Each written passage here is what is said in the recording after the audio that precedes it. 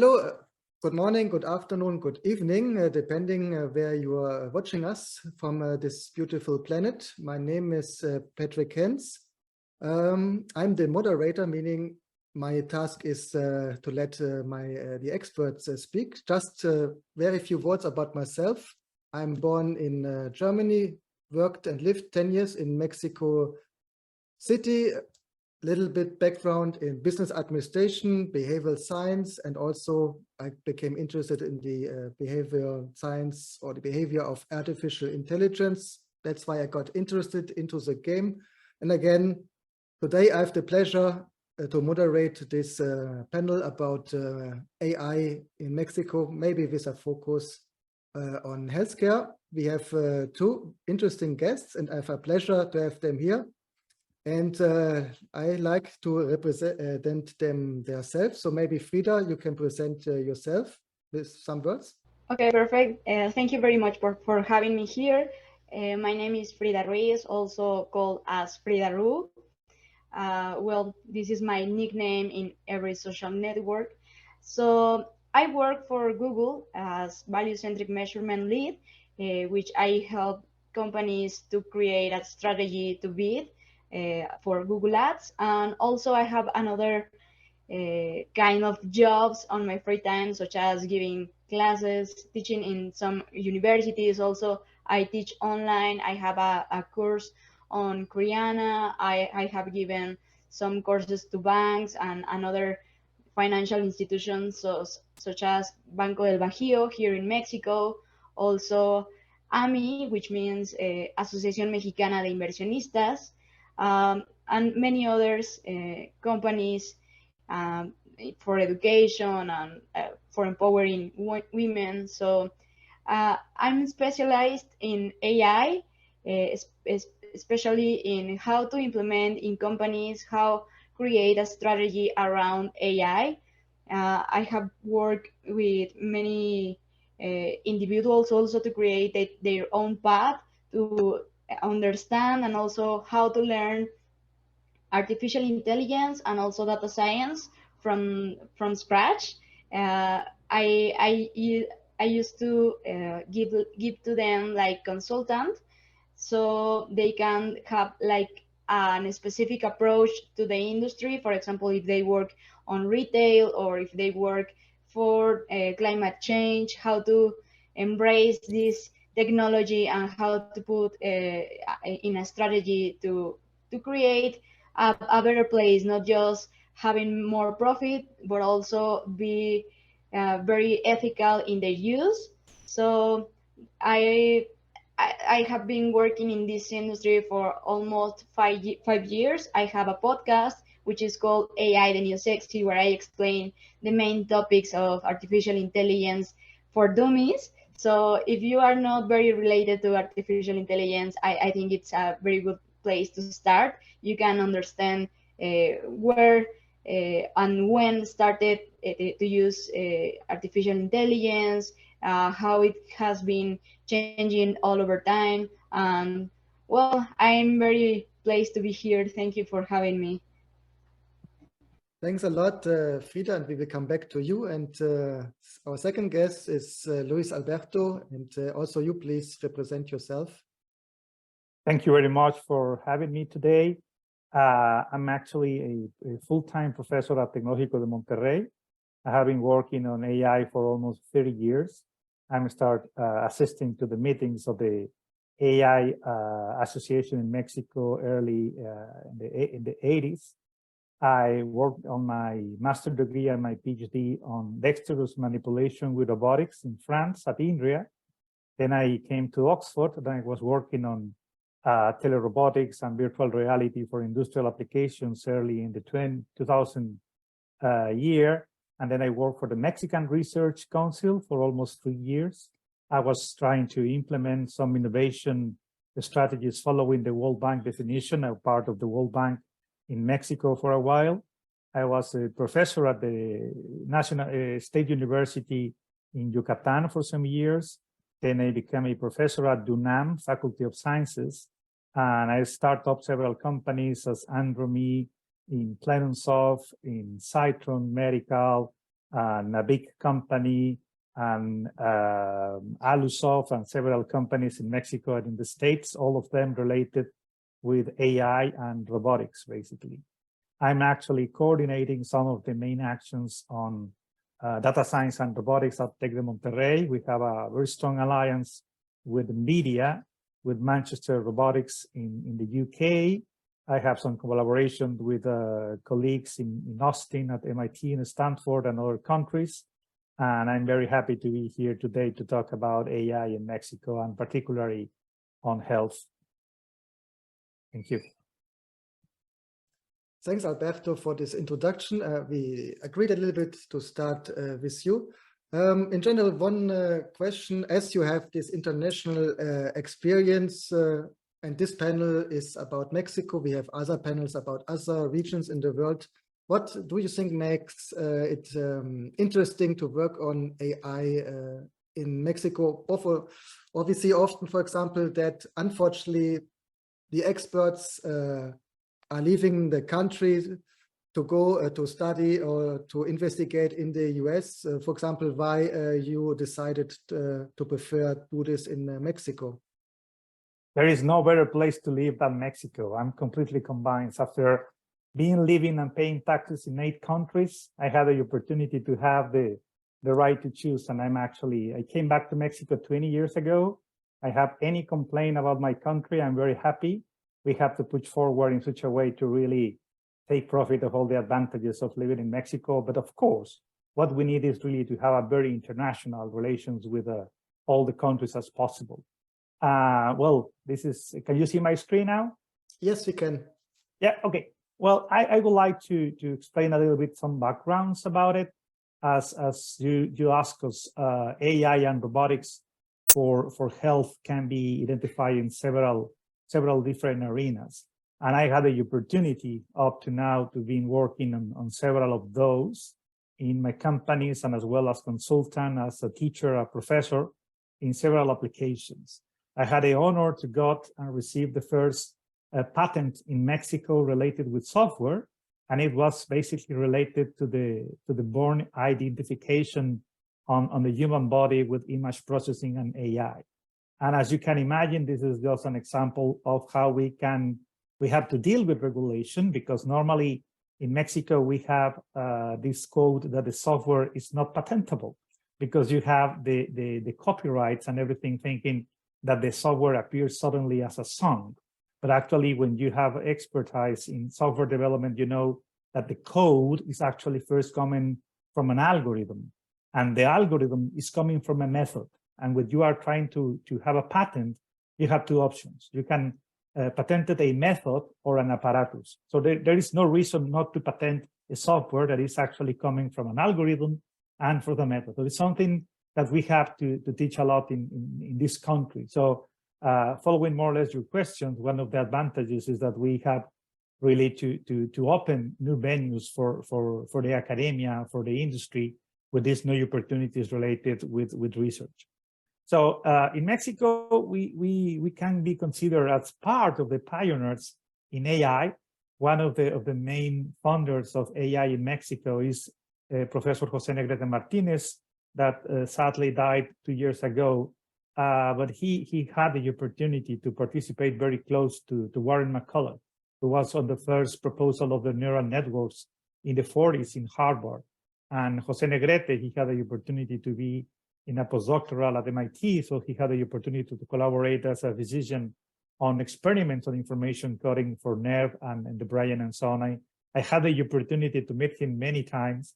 He published several books on AI in Mexico 4 years ago. That's impressive how the community has been growing since in that time. So since 1983, we have the first master and PhD in the biggest universities in Mexico.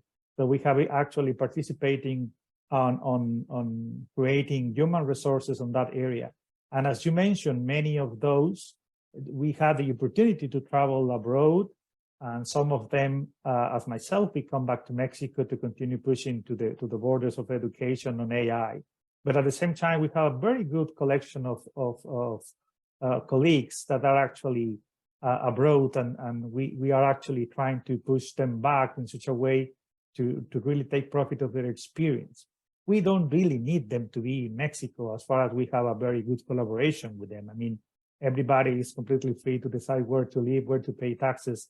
And at the same time, it's very important for us to continue having this collaboration. So this is not a drawback. I think this is something that we can really improve. We have now people from Mexico, classmates who are actually working in the biggest companies in the world. Some of them they are founders on AI companies all around the world. And one thing that is true is that Mexico is part of this international arena. As you know, automation that is part of AI actually in several arenas can be analyzed. And in some cases, we have to deal with this idea that eventually the technology is pushing back the jobs. But at the same time, we have very interesting analysis at the one of McKinsey and Company, who propose that as we are actually replacing people, we are creating new jobs. So this is part of the perception. And we are actually just at the middle of that table, in which you can see how many of the main jobs can be perfectly automatized. So this is an opportunity for investors from all around the world to come to Mexico and help to transform the society, at least in the industrial level. And we have more and more, as you mentioned, the interest on health is actually related on how you can facilitate the way to access, to have clean spaces, to have less contact as the period we have passing through now with the COVID that demonstrate that we can use some kind of AI for robotics and interactivity in such a way to reduce the risk of contagions.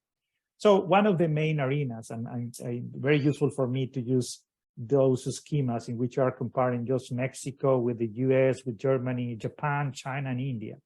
We can identify how we can really have a large room of opportunities for care providers. So the people are actually changing the way how can integrate technology.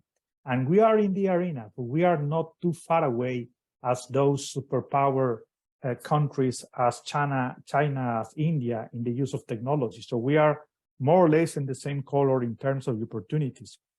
So maybe it's not very noticeable, but at the end, Mexico can be part of this community and we are completely open. There is no restrictions in terms of law or regulations or the social acceptance for the use of technology. So in the Global Innovation Index, Mexico is still the 12th compared with all the other countries in the upper middle income group economies, and is the 3rd in Latin America and the Caribbean. Even that we have a large population of people related with engineering, we still have a lot of things to do.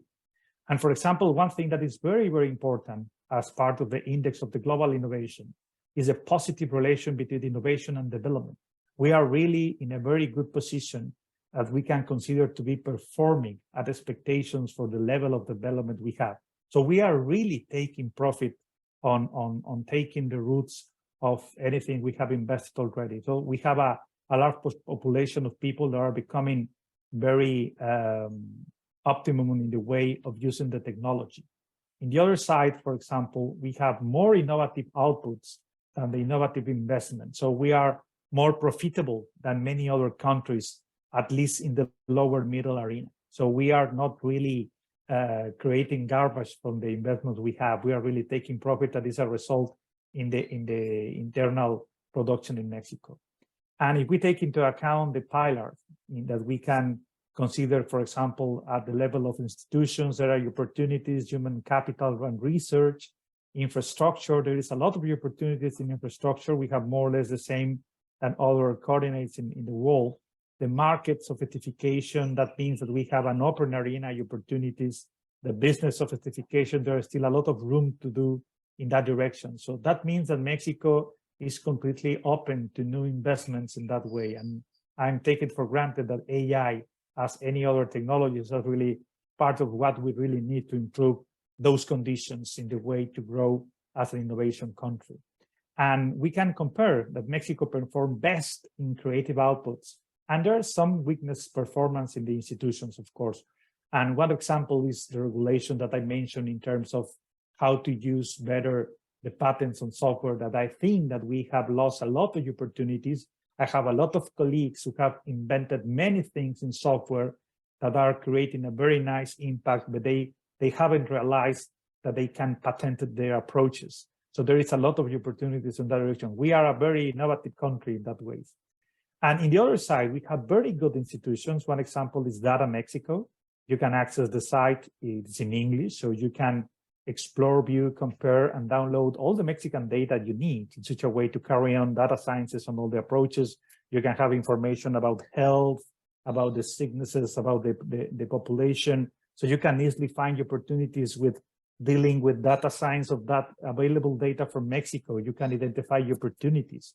So everybody all around the world who like to invest in Mexico or like to identify opportunities for AI, we have the data, and the government is actually providing the data in a very well-organized manner, so you can have access to the information.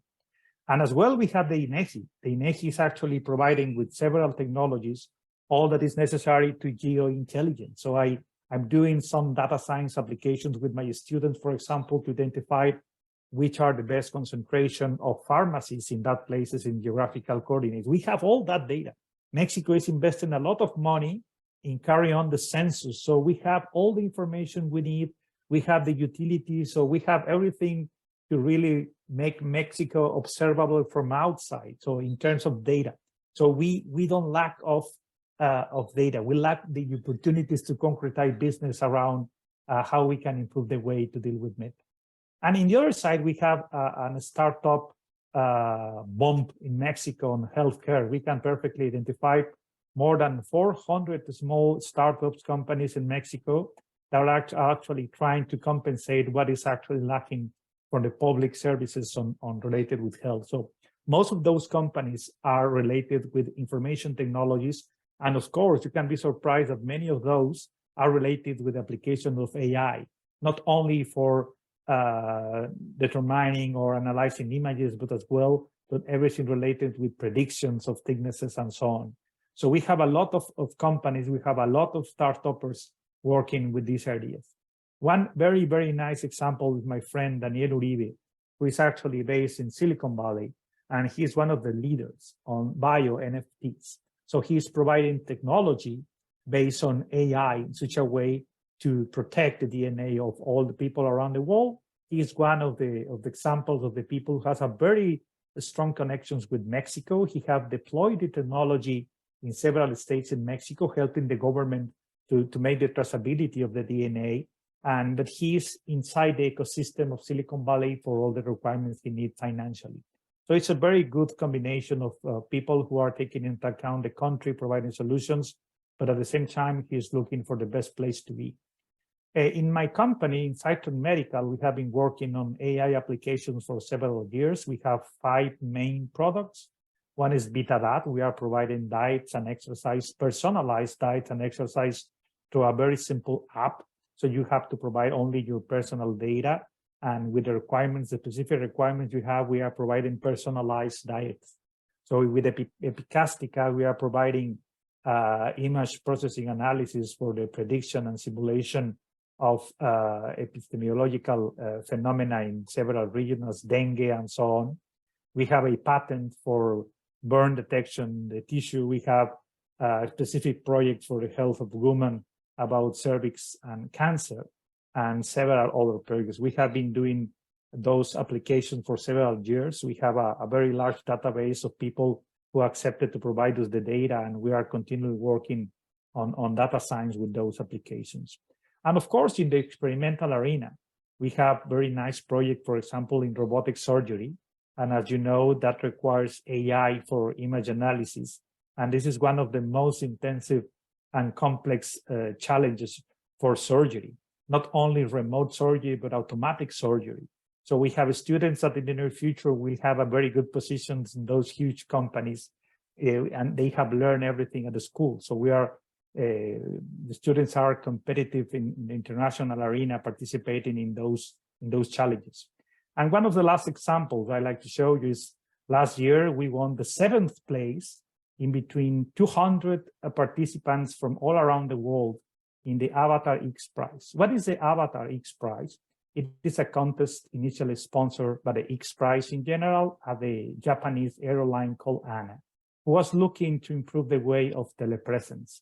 And one of the main ideas was to create an exoskeleton that can be dressed for an operator, and a mobile robot that can interact in the behavior. And we want the Mexican team with the Mexican technology, with the Mexican integration, a very cost-effective solution, and we won the 7th place worldwide. We are very happy with this example. And one of the main applications in the future is related with telerobotics. So we are very close to be the best place in the world to do telerobotics. And of course, we have other initiatives. For example, we have a very large community in Mexico who is actually participating in this very interesting movement of AI for Latinos. So we are very constantly participating on providing tutoring to new students and as well participating in conference.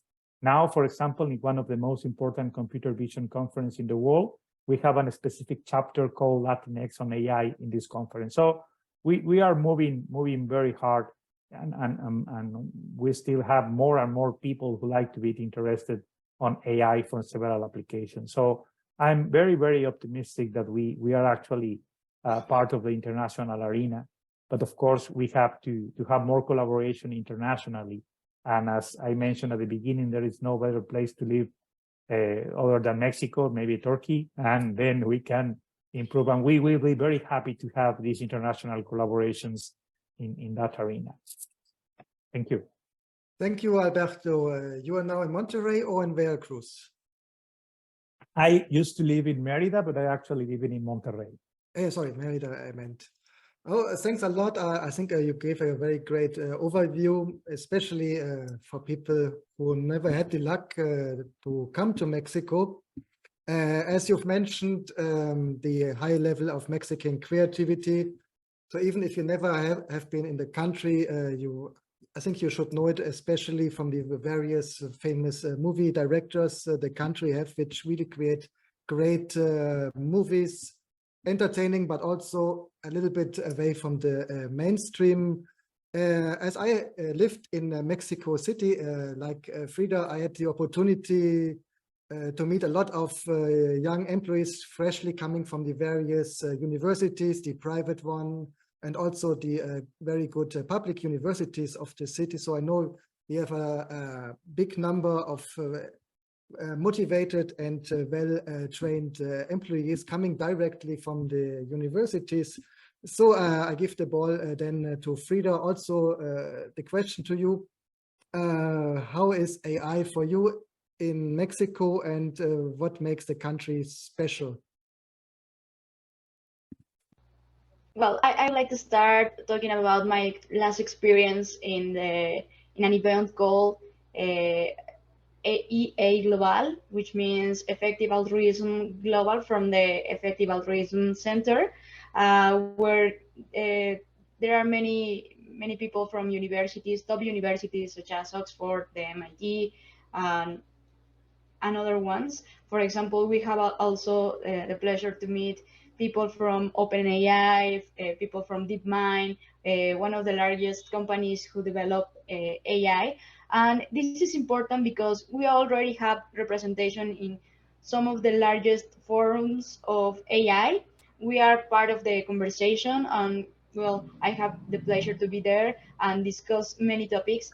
And I have realized that we have many opportunities in terms of gender, especially because, well, as Luis Alberto said, we have developed a lot of good initiatives about AI, but we need more representation, not only in the developing, but also in the data sets that we are using to implement artificial intelligence. So also, another thing that I would like to mention is that Mexico is one of the first 10 countries in adopting an agenda related to AI.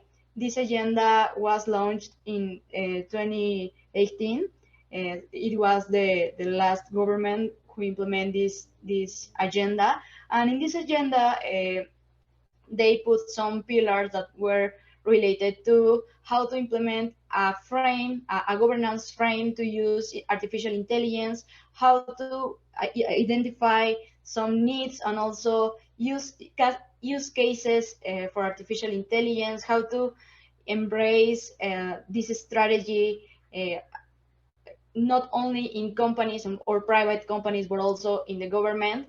And also they are very interested in implement the best practices related to AI. So in this agenda, they work together with C-Minds to create this agenda and to publish them. But well, we have a lot of opportunities related to this document, because even when we have this document, we are not having a lot of action uh, of what they put in this paper. So we need to retake these actions, and we need to promote that we are a country that already have this agenda. Not every country has the pleasure to say we already have think about the consequences and the benefits and the ethical frame to use artificial intelligence. So I think it's one of the biggest things that we can improve in the country. Also, I have worked together with some organizations such as Data Gender, which they have make like some consulting to the data sets that we are using, and they have raised some concerns about the data sets. For example, what Luis Alberto was telling about the developing of some initiatives around COVID. Well, one thing that we noticed is that we didn't have enough information about women. So, for example, the vaccines that were launched the past years have had many consequences in female human bodies. So this is a very important topic, because we need more diversity in the industry. I have worked with also the RIA, which stands for International AI Applications Reunion, which this institution uh, have this annual event where they talk about what are the principal concerns about artificial intelligence. They bring people to Mexico to talk about their initiatives, their studies. They create forums to talk about what people think about artificial intelligence, what are their concerns. And one of the topics that were very important the past year was about gender, because we have a lot of initiatives, but there are not women working in this topic. So I think it's one of the most important things to raise, because also another investigation that I am working in is about how to apply artificial intelligence to the human genetics, and how to develop some studies and some research about human genes. And we have the same problem. We have a lot of data sets relate genetics, but are for just male populations. So this is important, because some of this knowledge, it cannot be translated to how can I say that, like a solution for some disease that women are suffering. So we need to raise this concern, and we need to talk about it, and we need to have more women talking about these topics. For example, there are many communities that I know, for example, She++, that is a group, an university group, where they join women that are interested in these topics, and they teach how to use artificial intelligence, how to make artificial intelligence more fair, and how to, let's say, adjust the data sets to be more easier to use it for both genders, not only for males. So it could be like a very, I don't know how to say that, like a topic that it's not very, uh, there are not enough people talking about this problem. And that's why I started my podcast. I wanted to give a space for women to talk about what are their perspective about artificial intelligence, because we cannot exclude the half of population just for a gender issue. And also it's very important for health, because there are many studies that only applies for male.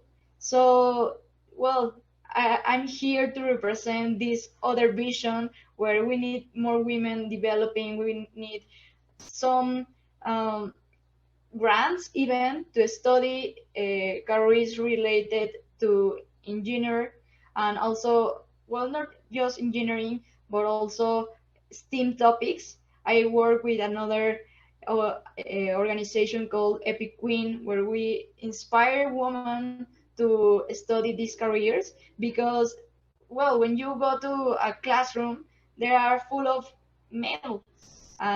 Well, we need to embrace and empower women to let them know that they also can study these topics, and they they are very, or they have the same capabilities as males to study these topics. Well, maybe my vision is a little bit feminist, but I have to say that, and someone had to bring this topic to the table. And, well, we need this representation not only in research and developing, we also need it in companies and government. And, well, yeah, I think this is one of the hottest topics that we are going to see from the next 10 years, about AI and how to uh, develop initiatives more fairs for little communities such as LGBTQ plus, and, for example, people from another countries. For example, I have had in many forums in Europe, and this is a concern in Europe, and we are not talking about it yet in Mexico. So I think it's a good moment to start having this conversation and to raise my concern in a international forum such as this. And, well, I think this is one of the biggest concerns that I have, and one of the things that I would like to express to other people. Some people is not doesn't feel comfortable with this topic, and they say we need um, to give jobs to the people who have the best skills. But I also think that it's not just about the skills. It's also about empowering people to work in these industries, to work in a more um, diversity environment, or, well, so we need young people, we need old people, we need women, we need people from all the countries to work together to develop a strategy. We are going to face many changes in education also. Well, talking about ChatGPT, that has raised some concerns about artificial intelligence. Another thing that mm, we have faced is that there are many issues related to discrimination it is happening in all the industries, not just education, and not just these applications such as bots, or, well, whatever you want. But one of the most important is health. I think that we need to have this diversity in data frames. We just need to collect more information related to women, not only males, and not only white European males. That there are some data sets that we use to train our models that come from the USA or from Europe, and uh, we need to raise this message, because also we need these startups that are evolving in the ecosystem in Mexico. They need to see that there are opportunities, but also creating information.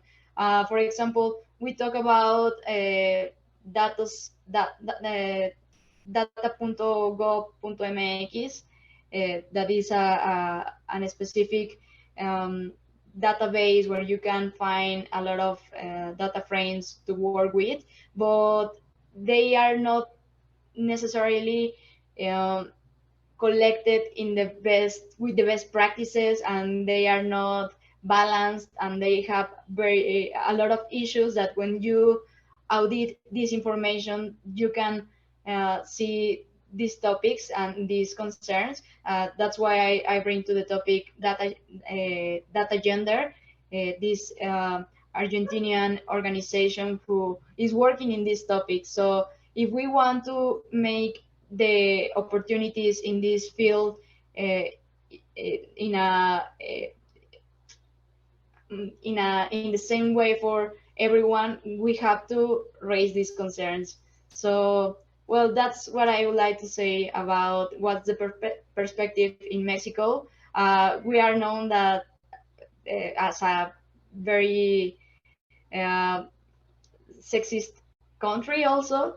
That's why I am very glad to be here, because in maybe in other forum my place would be taken for another male. I don't have anything against males, but I think it's necessarily to have more representation. And well, I don't know if you have another question about this topic.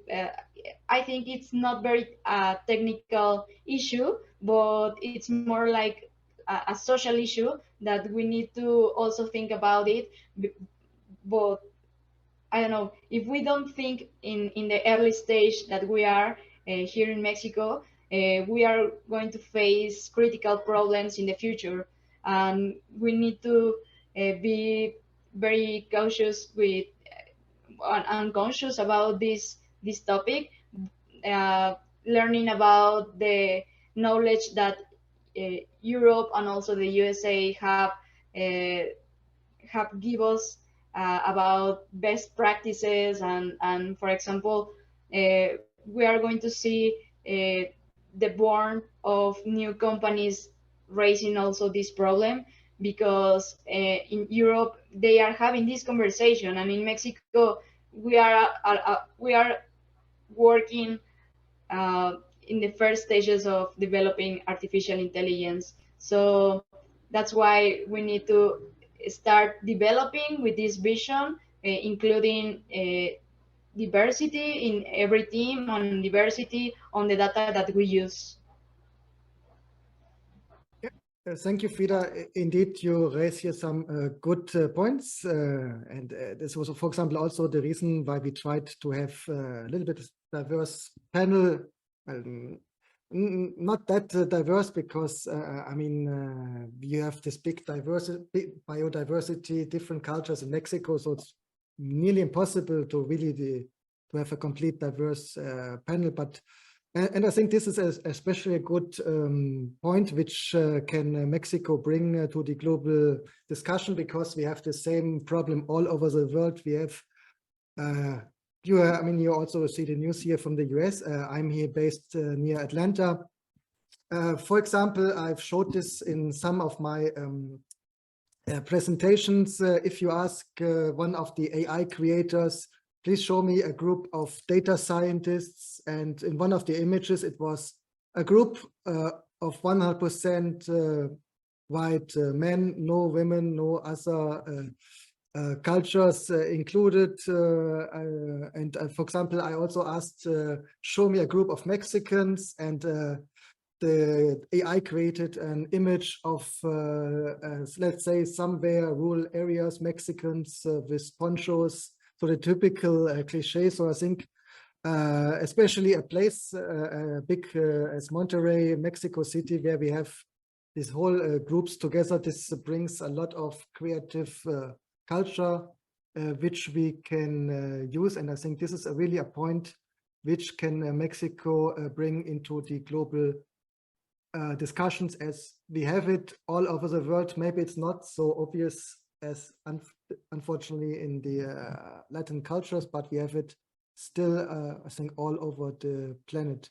And with this, let me come back shortly to Alberto, because I remember in the preparations we discussed also the diversity, and you had some project with indigenous people, especially related skin treatments, if I remember it right. Yeah, one of the main problems that we had at that time in Yucatan is the problems to get access to women for analyzing several aspects of their health.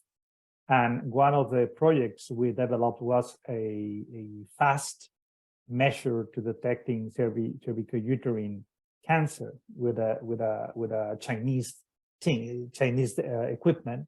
And the problem was the lack of software that can be useful for the physicians or for the people to get access to that information as quickly as possible. In some communities, it's not only in Yucatan, it may be all around Mexico. We have several, maybe millions of people who are living more than 4 hours far away from the first specialized clinic. So telemedicine is something that is not only desirable, but as well have some restrictions, because you need communication, bi-directional communication. So in some cases, you need local intelligence or embedded technology that can be used for early detections of several sicknesses and spots in the skin and so on. So this is one of the projects we started several years ago, and we arrived to have very nice results. Unfortunately, the technology was very, very expensive, so we tried to develop some specific hardware at that time. And we have the crisis of 2009, and now we have the crisis with the COVID. And as you know, all around the world, there is a scarcity of semiconductors and hardware. So there is something that we are actually suffering in Mexico. It's not enough to have only on-the-shelf technology as the Arduino. The Arduino is working very well, actually. We can use it to carry on tests in several experiments, but at the end, it's not really practical to have something based on the Arduino, and you need a specific hardware. So I think there is a room for hardware development. Now I hope with the new American initiative on chips that we're looking forward to better integrate the North American countries, that can be helped in Mexico to have a diversity of hardware accessibility. So as well, me in my undergrad, I work on electronic systems. That it was before the disruption of mechatronics. So I was doing robotics on my bachelor degree because it was electronic systems. We developed hardware and software, and unfortunately, the electronics industry in Mexico was stopped. So now I think that there is a room as well. There are opportunities for companies to come and invest in Mexico for the production of electronic devices that can be not only for the local consumption, but as well can be for exportation. And of course, we still have this a very good opportunity in Mexico, that we have a very skilled workforce. So we have people attending a lot of university, learning electronics, but what we need is eventually to have more industry related with hardware. I think that we have enough people doing software. Almost now, everybody can have access to code. I'm not saying that everybody can the skills to program correctly. Okay, this is very different. I have a company in Andromy Robotics. We are trying to teach people learning robotics from 15 years ago, using robotics as a way to do that. And it's not easy. It's not as easy as people used to say. To really produce very high quality software that can be tolerant to failures and that can pass the testing phases is not as easy as many people are advertising. So we need to get more specialized in that arena in software, but we are lacking as well specialties on hardware. So I think that we have a room for do that and better integrate software and hardware. So it can be answered, one of your questions about the diversity and to provide technology to remote places. We need both. We need telecommunications, we need software, we need more hardware.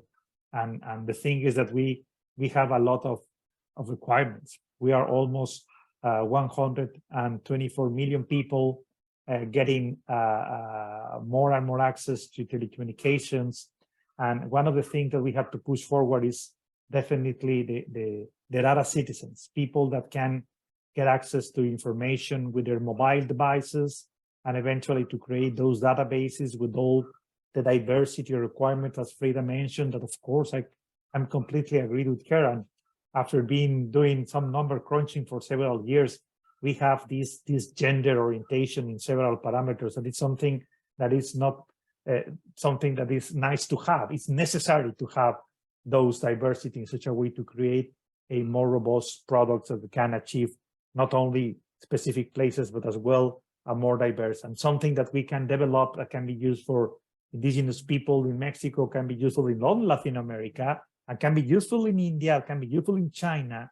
And at the end, you know, it's something that now can be very easily transferable in knowledge, and we can compare the behavior, we can compare the performance on how the things are changing according to time, the coordinates. So everything with the umbrella of geointelligence with data citizens is something that we have to push forward.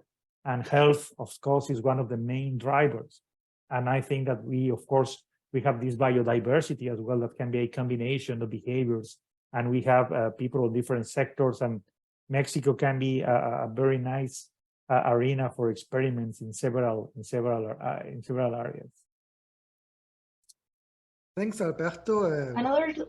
Another thing that I would like to add to Luis Alberto's comment, it's that here in Mexico, as he said, we have a lot of labor force working on developing AI and robotics, but I think that we need more focus from the government, more incentives to make more people study and work here. But because another thing that happens here is that they studied here and then they go abroad. So we need to keep the talent here in Mexico, and also make the government to realize that artificial intelligence have to be one of the most important pillars to develop a strategy for the future. We need to put in the same level as another countries to have a better economy, a better society, highest healthy levels of, or having better levels of health. So it's very necessary to have these incentives, and I think this is an opportunity that they are not seeing right in this moment. Maybe in a few years, but I think that we need to start talking about it in public places or public forums to gain attention and to make a place for this topic in the national agenda. Thanks, Frida. You nearly answered what I wanted to ask you anyway, and a pleasure to speak with you too. And I'm sure we could continue for hours, but I think slowly we have to come to an end. Maybe a little bit from both of you, an outlook, where will Mexico be in 5 years regarding AI? Where do you think is the country going to? And maybe Frida, you can continue. Yeah, well, in 5 years, I'm very optimistic, and I hope that the country have a faster growing pace, because the industry is pushing very hard. As I said at the beginning, some software such as ChatGPT is becoming mainstream and is becoming very popular. So I think that private companies will start pushing also these initiatives. Maybe not government, but I think that private companies will start doing something, or maybe I expect that from them. And I think that it could be a good place to start. They can do something like in the past years that they do with the nanotechnology hub in Monterrey, and maybe, well, there's an initiative called Fair Lab, if I can remember right.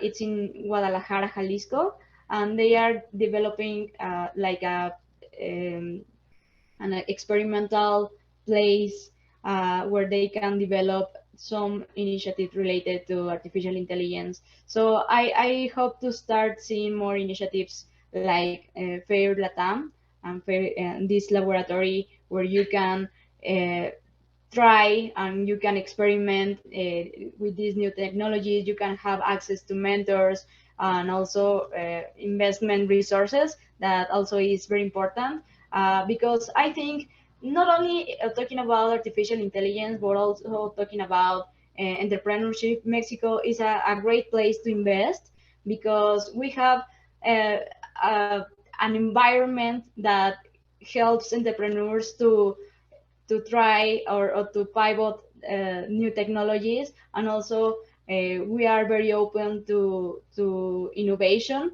and we also have these events every year, such as well, it used to be called Campus Party, now is Talent Land, where technology meets students, companies, and well, I hope to see more initiatives such as Talent Land, or maybe these other initiatives, more locals. And well, I think this is what will push our country to a better place or in the AI radar. So well, I'm very optimistic about it. I hope to see this development in the country. But well, I know many people working on this, and I have a lot of faith on them. So I think that also having these spaces to talk about what are our concerns and our opportunities, and make this in an international forum is very good to to to help the world to understand where are Mexico, that we are not like a country where innovation doesn't happen. We are a place where you can invest and where you can see your business growing in a very fast pace. So I think it's a very good opportunity to investment, to researchers to come here and to work in these topics and on this research. So I invite you to come here and to not to believe only in my word, but also experiment this experience to develop new companies and develop new researches in Mexico. We have a great population that are very happy to work with you, and we already have the disposition to work together. Happy to hear about your positive outlook, and again, I can confirm it. So if you have the opportunity, try to visit Mexico, especially for living. I think last month or 2 months ago, Mexico City was voted one of the most attractive places for expats, and you see really a lot of freelancers who coming maybe for the summer. And to be honest, I've been there last year, 1 month living in Airbnb, working with my laptop from Mexico City. And it's really a great place, a lot of culture, a lot of inspiration, which I think is very important also for the development of AI. So I completely agree to your conclusions. Nevertheless, some very few last words from you, Alberto. Yeah, well, I have been living during the last 20 years in between Merida and Mexico City, and now with Monterrey. And I think that during the Christmas break, I was in Playa del Carmen as well. I used to visit a lot the Playa del Carmen and Cancun for the last 20 years. And I confirm anytime that we have more and more and more digital nomads in Cancun and Playa del Carmen and Tulum. And I think that Mexico is a huge country. It's a very diverse country by nature. So I think that one of the main advantages for people to come is that they are completely free to choose in between the 32 states. And when you question that what I'm expecting for the next 5 years, I have been waiting for this time since 30 years ago, just to pass through the hype of AI. I have been always believing in AIs, and I was 18 years old 4 years ago. And then now I hope that we can pass through the hype and really understand that it's something that can be useful, and as well that we can create a very diversity on each state in Mexico. We can continue with this idea of a unique rural state, centralized. We need to improve the way to do better all around Mexico. Mexico is beautiful. We have different diversity of climate, of people, languages, different kind of Spanish and all other languages. And then you can choose any of the states in Mexico. And we really like to see all the states in Mexico with the security and the safeness you have in Mérida, with the beautiful improvement you can do in Playa del Carmen, in Cancun, with all the diversity and culture and museums you have in Mexico City, and with this power, initiative, effort you have in Monterrey. I mean, it's very different in Mexico, and each part can be really part of this new ecosystem. We have a lot of things to offer. And I think the most important is the young people as Frida, who are actually very, very very easygoing, pushing very hard, pushing the boundaries, and pushing new challenges for the older generations. And I think that she gave me a lot of hope for the future. So for people as Frida, and I can tell you 100 or 200 of my former students that are actually working in Meta, in Google, in Facebook, in Microsoft. They are in Europe, they are in Japan. I'm coming to Japan next week. And of course, I will have time to visit some of our former students who are very successful now in the companies. And I think that we have to strengthen this collaboration. And as I mentioned, the idea is to have a more equilibrium country in different states to have the power, everything. We have mining, we have fisher, we have tourism, we have anything. We are going to have the Tren Maya to connect all the south of Mexico. So we are actually moving very fast in a good direction. So we are changing many things. We have a democracy, and it's something that is very important for us to have consolidated the democracy in Mexico. So I think this is a perfect arena as a country, and we are very, very, very easygoing and adaptive and acquiring technology. Thank you. And also, of course, based on my experience living in Mexico 10 years and also visiting the different places, as you described, I can also only agree. And as I've said, I think we could have continued hours and hours, but I think for today, that's all. Thanks a lot. I assume if somebody wants to contact you, it should be easy to Google you, look you up in LinkedIn. For the case you speak Spanish, I can really recommend Frida's podcast. And thanks a lot to you and to all the ones listening or to this panel. I hope it was interesting to you. And with this, thanks a lot. Bye-bye. Thank you. Have a nice day. You too. Bye-bye. See you. Thank you. See you. Hasta la vista, amigos. Hasta la vista.